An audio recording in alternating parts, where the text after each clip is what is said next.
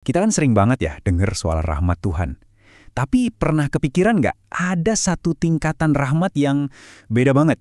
Sebuah rahmat yang ada di puncak kelembutan. Nah, inilah yang akan kita kulik bersama hari ini. Jadi, pertanyaannya mungkin sederhana, tapi sebenarnya dalam banget. Emangnya ada ya sebuah bentuk kasih sayang ilahi yang isinya benar-benar cuma kebaikan aja? Yang datang tanpa ada rasa sakit atau kesulitan sedikit pun?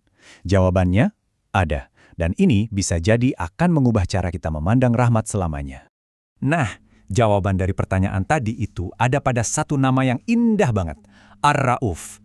Yuk kita selami makna di baliknya dan kenapa ia disebut sebagai rahmat yang tertinggi. Gini, akar dari nama Ar-Rauf adalah kata Ar-Ra'fah. Ini bukan sekedar rahmat biasa ya. Coba bayangkan rahmat itu kayak sebuah spektrum. Nah, Ar-Ra'fah ini ada di puncaknya. Ia adalah level belas kasihan yang paling halus, paling lembut, dan paling agung. Dan ini nih poin kuncinya. Ar-Ra'fah adalah rahmat yang isinya hanya kemudahan dan kebaikan. Titik, nggak ada tapinya, nggak ada syarat tersembunyi. Ini adalah kasih sayang murni yang membungkus kita dalam ketenangan, dan inilah yang membuatnya sangat berbeda. Nah, disinilah letak perbedaannya jadi jelas banget. Kita kan sering dengar konsep rahmat secara umum yang kadang datang dalam bentuk ujian atau ya kayak obat pahit gitu. Sesuatu yang mungkin sulit kita terima tapi kita tahu itu baik buat kita. Tapi Ra'fah itu beda total. Ia tidak pernah datang dalam bentuk yang kita benci. Ia adalah kelembutan murni, belas kasihan tanpa sisi pahit sedikit pun. Oke, konsepnya mungkin kedengaran indah ya. Tapi gimana cara kita melihatnya di dunia nyata? Mari kita lihat bukti atau buah dari kelembutan ilahi ini dalam kehidupan kita sehari-hari. Ternyata jejak Ar-Rauf ini bisa kita temukan di mana-mana loh. Kita akan lihat dalam 3 area utama. Bagaimana kita diberi petunjuk, bagaimana setiap usaha kita itu nggak pernah disia-siakan, dan bagaimana alam semesta ini seolah-olah mendukung kehidupan kita. Pertama, soal bimbingan.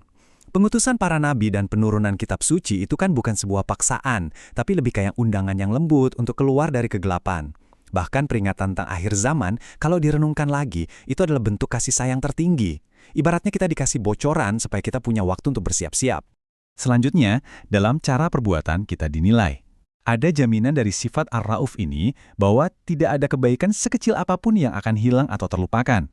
Dan yang paling melegakan, sejauh apapun kita melangkah ke jalan yang salah, pintu untuk pulang, pintu taubat selalu dibiarkan terbuka. Selalu. Dan terakhir, coba deh lihat sekeliling kita. Seluruh alam semesta ini ditundukkan untuk melayani manusia. Mulai dari hewan yang bisa diternakan dan dijadikan tunggangan, hingga sumber daya alam yang memungkinkan kita menciptakan teknologi canggih hari ini. Semua ini adalah fasilitas yang disediakan sebagai bukti nyata kelembutannya. Lantas, apa efeknya bagi kita setelah mengetahui semua ini? Bagaimana pemahaman tentang Ar-Rauf bisa mengubah cara kita menjalani hidup dan merasakan kehadiran Tuhan? Inilah intinya. Ketika kita benar-benar mengenal Allah melalui nama Ar-Rauf, hati kita akan dipenuhi ketenangan. Muncul sebuah keyakinan bahwa kita selalu punya tempat untuk kembali, sebuah sumber belas kasihan yang begitu lembut dan selalu menerima kita apa adanya. Ini bukan sekedar pengetahuan teoretis, ini mengundang kita untuk membangun hubungan yang lebih personal. Kita jadi tergerak untuk berdoa secara spesifik, "Ya Rauf, limpahkanlah kelembutanmu dalam urusanku ini." Kita mulai aktif mencari dan meminta bentuk rahmat yang paling halus ini. Jadi, pertanyaan terakhir ini bukan untuk saya jawab, tapi untuk kita bawa pulang.